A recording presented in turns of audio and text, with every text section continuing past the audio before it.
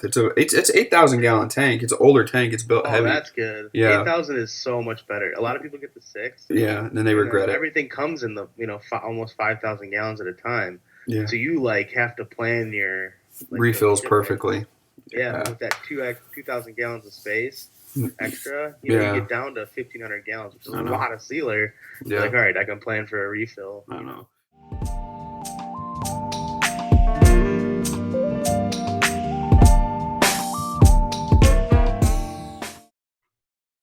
Hey everybody, welcome back. This is Blacktop Banter, episode 33. And I did study my own podcast and do know for a fact that it's episode 33. So there's no guessing this time. So I think maybe we should start off with the news that NPE is canceled this year. I did see some posts, of course, by Pavement Expo and some guys that are on the advisory board and things like that.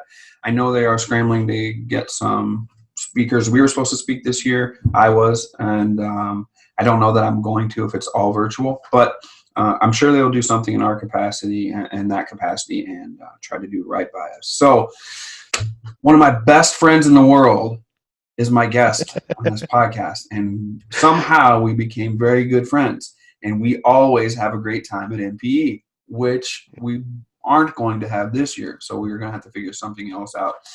Jack Pakalski has been my friend for a while. He's seen me as a fledgling seal coater with some big dreams and big things, and Jack had a huge, beautiful afro right when I first met him that was just untamed and unbelievable and wild, just like his soul. So Jack filled my sealer tank when we first started and doing everything. His family owns SealMaster of Wisconsin. His brother Max, his dad Jay, their whole family have always been absolutely excellent to me. We've never had any issues with product or anything like that. Everything has always worked out great and famously with me so far. And Jack recently stepped into some big shoes this year. So not only have you seen Wiscoat grow and the banter grow, but my friends are growing too as well. Jack, introduce yourself. I know I laid out a beautiful one there for you. My name's Jack. I do a lot of the operations and regular management in our SealMaster Minnesota location. I originally started working for my dad as a warehouse guy in the summers, filling up tanks, and then we opened a small satellite location in Madison. Yep, I that's was right. about Yeah. 18, I think. Mm, 19. No, I was 19. no, it had been 18. I was 18. Oh, I have a summer birthday, so it was 18, 19. Oh, I got you. I got you. So 18, 19, I met you. And you're what, 23 and a half now? 25. Oh, 25. Yeah, Which so, is so you pretty met, wild. yeah, so you met me there. And once, things went really well there, then what happened? Um, for me, I moved into a somewhat kind of a sales warehouse type management position Mm-hmm. in was back in Milwaukee when we found a guy who is running the warehouse in the little satellite store Yep, out in Madison right now. yep. But I went to sales. I was doing some stuff. I was doing mostly warehouse stuff original, and then I moved fully into sales. And then there was an opportunity for me to move. After a few years, we had opened the plant in Minnesota, Mhm. and then there was an opportunity for me to go up there to hopefully optimize the Yeah, performance and quality up there yeah. in a So way that was comparable, if not better, than it already was in Wisconsin. when was that open house? Was that 2 years ago we went up there and everybody hung I out? think that was 3 years ago now. 3 years ago? Yeah, I just knew that when I go to the Menominee Falls, Milwaukee facility, it's ran very efficiently for the most part. In the heat of the summer, of course, things happen, but for the most Yeah. part, that attitude and that culture there of the efficiency is just something that you can see everybody can jump into and go. So it was kind of neat to see that brought to Minnesota um, once your family purchased the Minnesota franchise to see that happen.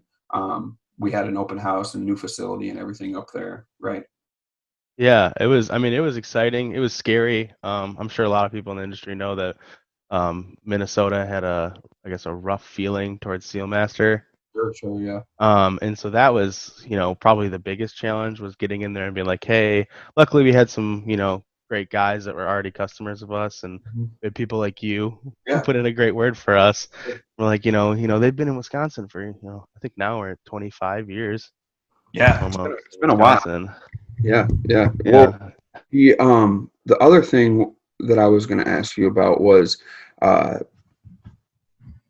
how good, how valuable was that resource for you? You think of being able just to transition from where you were here in Wisconsin to Minnesota and be able to have that back and forth between your dad, your brother, your team. Well, I mean, it's amazing. You can't beat it. I mean, there's no one easier to ask for help or questions to than your older brother and your dad. Yeah. Yeah. I mean, And they're not going to pull any punches either. So, no, so they're gonna tell you when you're doing something dumb, and they're gonna yeah. tell you when you're doing something great. Yeah. I wish they would tell me I'm doing more great things sometimes, but you work with what you got when it's family. That's, that's definitely But true. it's nice that they're right there, and Minnesota being so fresh and new, we have such an awesome opportunity to have backing by a company that's already been doing it for 25 years. Yeah, and that's one of the big things. I recently had a conversation with somebody about just SealMaster in general, and how happy I am with our location and our franchise and everything. And they were in Indiana, said they had the same response with it as well with their distributor and manufacturer and things. Um, what was it? I guess how do I want to ask that? I know we talked about the obstacles right away, but as far as you taking over some operations and things up there, what was the biggest obstacle you had as far as directly with your customers, which would be seal coat contractors? Like, what was the biggest obstacle to get them in the door, at least give you a shot to let you talk to them or anything like that, Jack? I'd say the biggest thing was trying to overcome some of the negativity from years past. And even, being a new plant with new employees and all this stuff, there was a lot of things that we needed to kind of grind out and get away from. There's bad habits that were learned Mm-hmm. because, we weren't up there training them for 2 months. Sure. Because we couldn't be. We Mhm. couldn't just, be there watching over their backs for 2 months. So me going up there, there's a lot of bad habits and stuff, and that we really needed to get fixed. And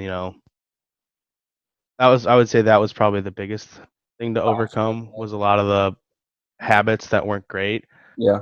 to make things more efficient and better, and make things better to service our customers up there, Yeah. because that was not as good as it should have been. Yeah. I think that's one big disconnect. I had a conversation with somebody actually. Well, maybe we'll talk about this after we're off the air. But I had a conversation with somebody from Shakopee area that was asking me about seal coating in general. What do they charge per square foot? They got a guy that does 1,000 square foot that they know that does 1,000 square foot driveways for $100, and he has two crews. He's busy all day. I said, well, there's only so many 1,000 square foot driveways, and you're in an urban area. For us, that doesn't make sense. That's not feasible for us right here. So he was just asking a lot of questions, curious about the industry, curious about it as a side business, and maybe as his main business. Who the heck knows? But it was kind of nice to be able to tell him, hey, man, I know somebody up there that wants you to succeed, because our success as contractors leads to our supplier success.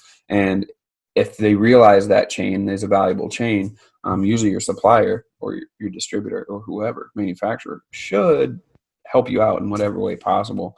And that's one thing I kind of seen up there. Do you have and not only up there but here too? I know you and I have had many conversations about how it should be done and how the heck we get people to do it the right way. Yeah. And one thing has been just social media and education. So to have a couple open houses we went to in PE, we've sat down a lot of tables at dinner and stuff in NPE, which obviously isn't going to happen this year. When we talk about goals and things we want to do, what do you have for as far as looking down the line with your location, taking this over? More than likely, I don't see me going anywhere. I don't see you going anywhere. We're nestled into what we're going to do.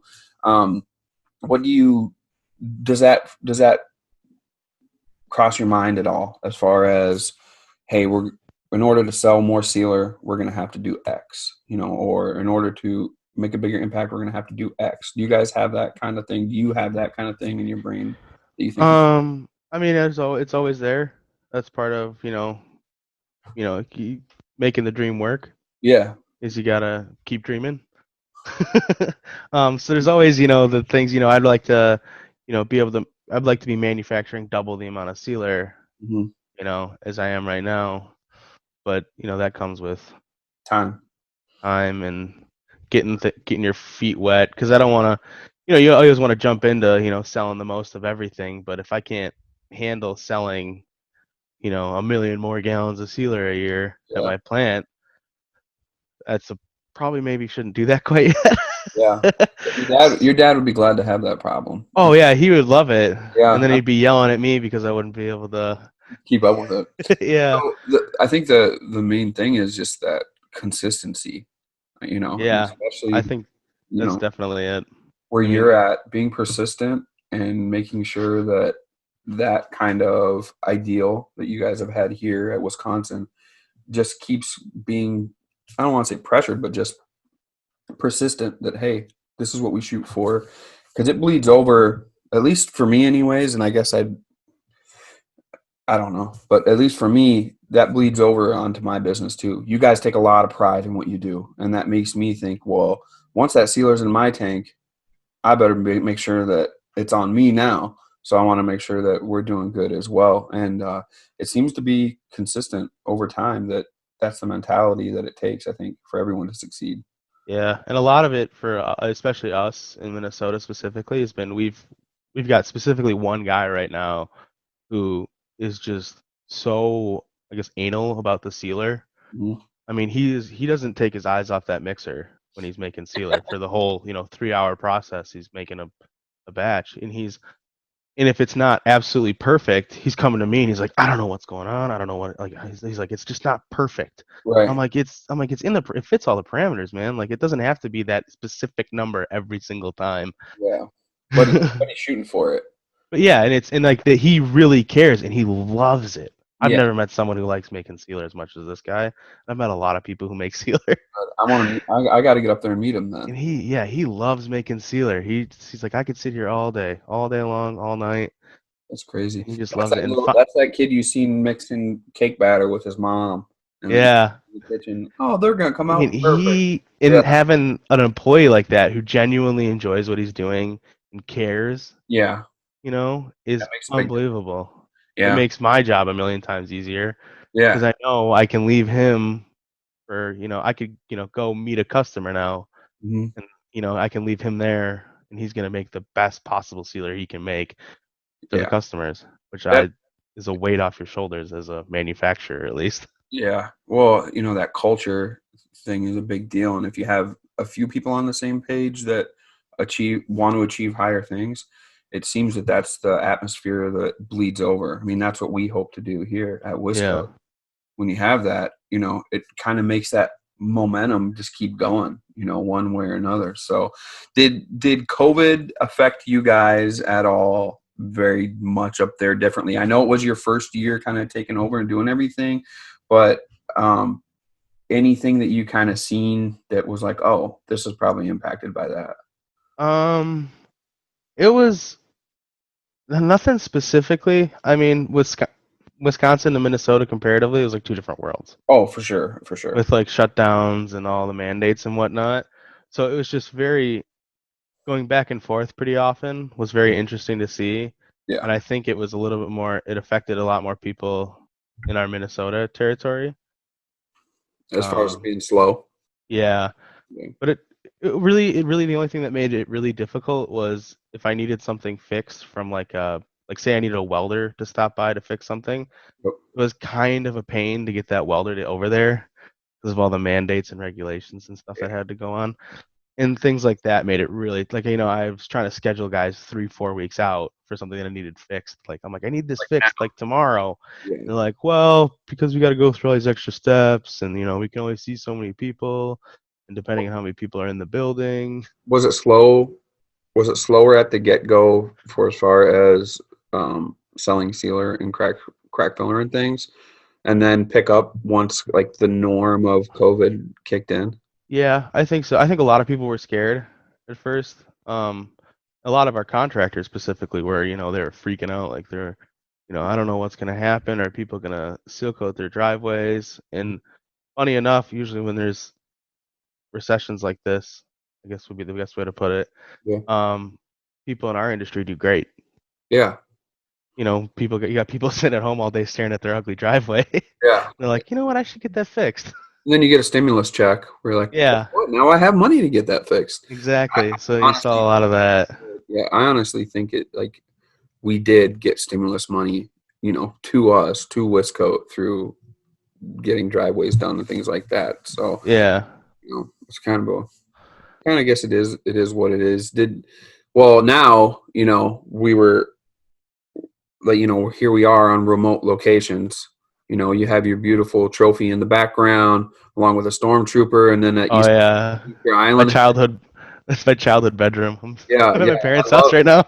Yeah, I love it. I love it. But that was different. I mean, that was different. Like I was fully gung ho on doing in-person podcasts, and then going and meeting customers, and it didn't happen like that. It was weird, kind of to adjust to, hey, now we're going to do interviews and calls over Zoom like we're doing right now, Yeah. and then or hey, I'll come look at the driveway and then I'll leave an estimate outside, somewhere, and then you can pick it up, or I'll just email you. We did a ton more digitally this year for our area. That's unheard of. So Yeah. this whole thing kind of pushed people into a digital, like a forced digital realm that they hadn't really seen before. And it's just been kind of weird, like we had all kinds of things happen over the summer that the news got to you quicker because your face was in digital. Beforehand, you and I were talking about the Gem Seal SealMaster kind of merger blend, whatever it has been all over the country. And like I heard about that first through Messenger. And Yeah. normally I would have been at the plant or been somewhere else or been talking to somebody and it would have came up. So I think it's just a different thing. Are you guys adjusting in any different way for 2021? Um, Not particularly. It's kind of a play it by ear. We're not. What's really gonna happen? I don't know, you're gonna It's make gonna it be. sooner. Yeah. Maybe. Maybe you never know with the weather, but Yeah. you know, So it'll be. I mean, we're gonna. I mean, our goal is still gonna be to make the best product we can, yeah. as it always is, Mhm. and to make as much of it as we can. Yeah. Well, I know one thing, and I've said this a few times, is one time I looked into my tank and seen the viscosity was different one time. And it was in the middle of summer, so the heat had changed it. And I remember calling your dad, and he's like, "Well, it left here at the right viscosity." I said, "Well, it's not going in my tank at the right viscosity." From then on, I've never had an issue at all, ever with Yeah. viscosity. So, I think it's just kind of, stick to what you know. Obviously, everything kind of planed out and worked good. And, if you had to rate your season as, first year at the helm up there from 1 to 10, what would you say you did? I think me personally, I think I did. I'd say I give myself a solid 8.5. Okay, I think I did well. good. Our branch specifically had a lot of just hurdles to overcome this year. We had with the bad habits from Before. Yeah. before I was there. There was a lot of preventative maintenance that never got done. Mm-hmm. So I had to do a lot of on the fly repairs, and it was Sure. pretty stressful and aggravating. But I I think pulling through all of that, that's why I give myself the 8.5. So that's all right. No, that's a good rating. That's a good rating. Yeah. That's good. And we won't ask what, your dad thought your rating was. We'll just keep it between you and I. That's fair enough. Yeah. Uh, I don't what want to know what he says. I don't either. I was supposed to go to a race with him this year and didn't get to make it because of COVID and just everything was hectic. And I'm sad I didn't get to see him very much this year. But um, there was one other question I was going to ask you. Oh, so as far as Minnesota goes, you and your location, and you being the face there now all year, are you? planning on? Is the plan to keep Jack at Minnesota for I unforeseen? th- I think so. I think that's kind of gonna be it. I think this is, I live up in Minnesota pretty much full time. Yep. It's right now the state's actually pretty well shut down. Right. Everything's closed by 10, Yeah. and our plant's closed. Yeah. So I was like, I'm just gonna go back to Wisconsin for a couple weeks Oh, I till don't. Christmas. But normally I'm up in Minnesota full time, and I think me staying up there is gonna kind of be the plan. And I love it, dude. I miss Wisconsin. I miss all the guys that I basically grew up around, being my Yeah. dad's customers for the last 25 years, Yeah. and even like new friends and new customers that I've made over the years there. Miss them. I still talk to quite a few of them, you being one of them. Yeah. Yeah. Well, But that's the way it goes. You it's a exciting and terrifying challenge being in Minnesota. know. And everyone I say that to goes, "Well, if it wasn't scary, you wouldn't be doing something right." That's true. It's most definitely true. And I think once, these years pass, the appreciation, not only by you for what you are overcoming right there, but by the customers and whoever else has observed, is going to turn out really well. So I'm excited for you. You just got back from vacation. You're in Florida. I Yep. see, right? You were doing kite surfing, wakeboarding, extreme. I didn't do any of that I while I was seen you down ride. there. Yeah, I seen you ride a dolphin. Oh yeah, Like all kinds of surfing stuff. dolphins in the ocean. Yeah. So you cut loose a little bit after a stressful and long summer. It's Uh, important. yeah, yeah, it's definitely important. And Florida always seems to be a great choice. So hopefully, you and I can get together here coming up in the future and get to hang out here soon. Hopefully in Florida, that'd be great because Oh, I would love to do wouldn't that. that be great if we rode dolphins and just high fived as they jumped out of the water? People. Absolutely.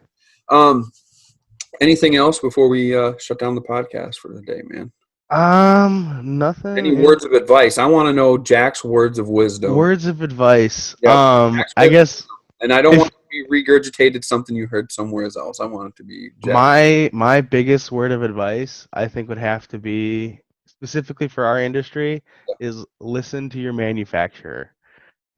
When he gives you a recommendation, it's because they've been testing these and they've been working or they haven't been working. That's why we give you the recommendations. The water ratios. If you go outside the water ratios, you're gonna have a bad time. Is put Yes. it simply. Your manufacturer isn't just telling you something.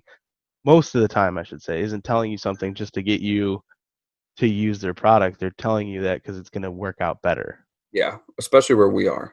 Yeah, it's Cool. very important. But that's All right, man. Jack, I really appreciate you being on the podcast, Oh, man. thanks for having me. I'm Man, having it's been fun. forever. You should have been one of the first guests, but priority took place, and there were 32 Yeah, other more important people before you. that's all But right.